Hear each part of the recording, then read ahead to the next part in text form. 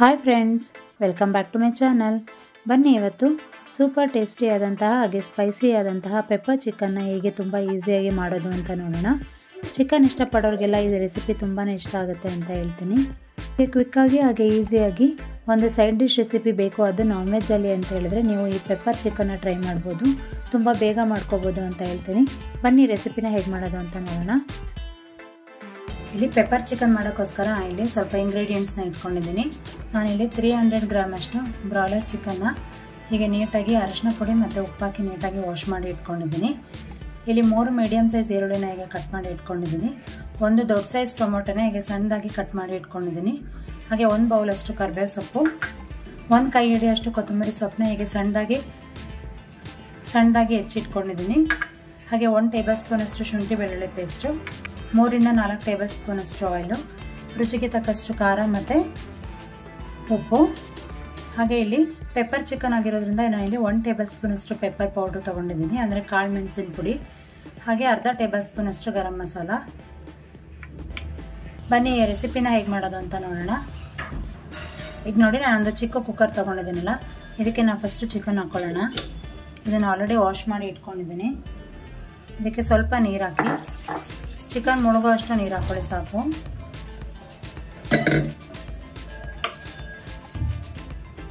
ಈಗ ಇದಕ್ಕೆ ಸ್ವಲ್ಪ ಉಪ್ಪು ಹಾಕಿ ನಾನು ಇದನ್ನು 1 ವಿಷಲ್ನ ಕೂಗಿಸ್ಕೊತೀನಿ. ನೋಡಿ, 1 ವಿಷಲ್ ಕೂಗಿದ್ರೆ ಸಾಕಾಗುತ್ತೆ. ಅಂದರೆ 1 ವಿಷಲ್ ಕೂಗಿದ ತಕ್ಷಣ ನಾನು ಪ್ರೆಷರ್ನ ತೆಗಿತೀನಿ, ಯಾಕಂದರೆ ಜಾಸ್ತಿ ಕುಕ್ ಆದರೂ ಚೆನ್ನಾಗಿರೋದಿಲ್ಲ. ಸೊ 90% ಆದರೆ ಇದರಲ್ಲೇ ಚೆನ್ನಾಗಿ ಚಿಕನ್ ಕುಕ್ ಆಗಬೇಕು.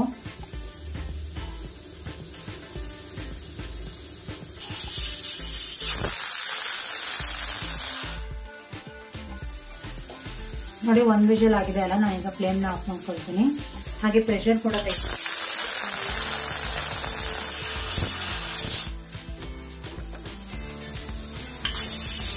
ಪ್ರೆಷರ್ ಪೂರ್ತಿ ಇಳಿದಿದೆ. ಸೊ ಇದನ್ನ ನೀರನ್ನ ಸೋಸ್ಕೊಳ್ಳೋಣ. ಸೊ ನೋಡಿ, ಚಿಕನ್ ಕೂಡ 90% ಅಷ್ಟು ಕುಕ್ ಆಗಿದೆ. ನೀರನ್ನ ಸೋಸ್ಕೊಳ್ತೀನಿ. ನೋಡಿ, ಈಗ ಚಿಕನ್ನ ನೀಟಾಗಿ ಚೂರು ನೀರಿಲ್ದಲೇ ರಾಗಿ ಸೋಸ್ಕೊಂಡಿದ್ದೀನಿ. ಈಗ ನೋಡಿ, ಒಂದು ಪ್ಯಾನ್ ತಗೊಂಡಿದ್ದೀನಿ.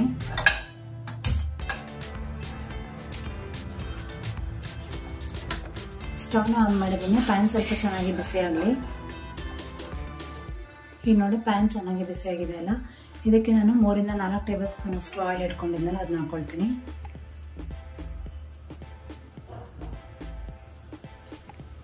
ಆಯಿಲ್ ಚೆನ್ನಾಗಿ ಬಿಸಿ ಆಗಲಿ. ಈಗ ನೋಡಿ, ಎಣ್ಣೆ ಚೆನ್ನಾಗಿ ಬಿಸಿ ಆಗಿದೆ.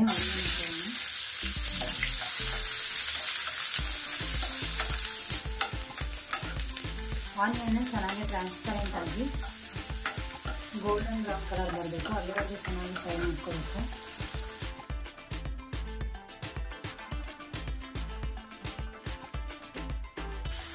ಇದ್ರ ಜೊತೆಗೆ ನಾನು ಕರಿಬೇವು ಸೊಪ್ಪು ಹಾಕೊಳ್ತೀನಿ.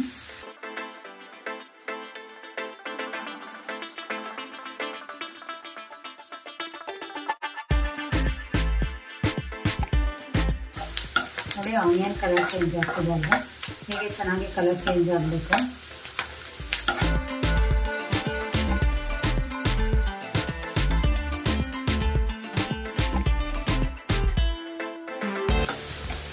ಅದು ಇಷ್ಟ ಆದರೆ ಸಾಕಾಗುತ್ತೆ. ಈಗ ನಾನು ಟೊಮೊಟೊ ಹಾಕ್ಕೊಳ್ತೀನಿ.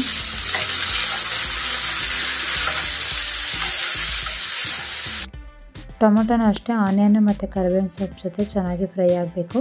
ಅಲ್ಲಿವರೆಗೂ ಒಂದು ಸ್ವಲ್ಪ ಹೊತ್ತು ಚೆನ್ನಾಗಿ ಬಾಡಿಸ್ಕೊಳ್ಳಿ. ಹಾಗೆ ಈಗ ನಾನು 1 ಟೇಬಲ್ ಸ್ಪೂನ್ ಅಷ್ಟು ಶುಂಠಿ ಬೆಳ್ಳುಳ್ಳಿ ಪೇಸ್ಟ್ ಇದೆಯಲ್ಲ, ಅದನ್ನು ಈಗ ಆ್ಯಡ್ ಮಾಡ್ಕೊಳ್ತೀನಿ. ಶುಂಠಿ ಬೆಳ್ಳುಳ್ಳಿ ಪೇಸ್ಟ್ದು ಹಸಿ ವಾಸನೆ ಹೋಗಬೇಕು, ಅಲ್ಲಿವರೆಗೂ ಈ ಟೊಮೊಟೊ, ಆನಿಯನ್ನು ಹಾಗೆ ಕರಿಬೇವಿನ ಸೊಪ್ಪು ಎಲ್ಲದ್ರ ಜೊತೆಗೆ ಚೆನ್ನಾಗಿ ಫ್ರೈ ಮಾಡ್ಕೊಳ್ಳಿ. ಇದನ್ನೆಲ್ಲ ನಾವು ಹೈ ಫ್ಲೇಮಲ್ಲಿ ಇಟ್ಕೊಂಡೆ ಮಾಡ್ಕೋಬೇಕು. ಆಗ ಕೈ ಬಿಡ್ದಾಗೆ ಹೇಗೆ ಬಾಡಿಸ್ತಾನೆ ಹೈ ಫ್ಲೇಮಲ್ಲಿ ಇಟ್ಕೊಂಡು ಎಲ್ಲ ಥರ ಇಂಗ್ರೀಡಿಯೆಂಟ್ಸ್ನ ಹಾಕಿ ಮಾಡ್ಕೋಬೇಕಾಗುತ್ತೆ.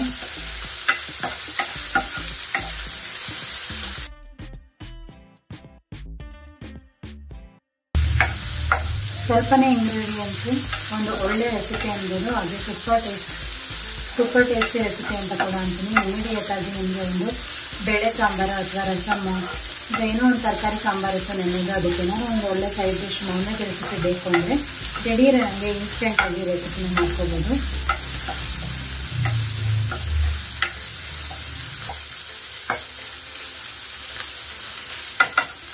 ಈಗ ಗರಂ ಮಸಾಲ ಮತ್ತು ಪೆಪ್ಪರ್ ಪೌಡರ್ ಇಟ್ಕೊಂಡಿದ್ದೀನಲ್ಲ ಅದನ್ನ ಹಾಕೊಳ್ಳೋಣ.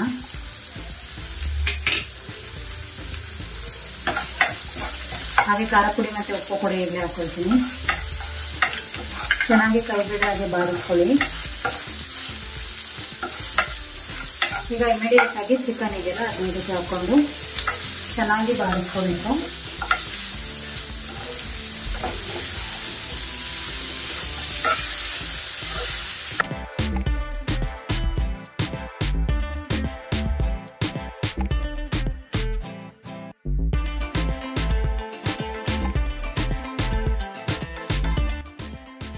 ಹೀಗೆ ನೀಟಾಗಿ ಮಸಾಲೆ ಎಲ್ಲ ಚಿಕನ್ನಿಗೆ ಅಂಟ್ಕೋಬೇಕು. ಹಾಗೆ ನೀಟಾಗಿ ಬಾಡಿಸ್ಕೊಳ್ಳಿ.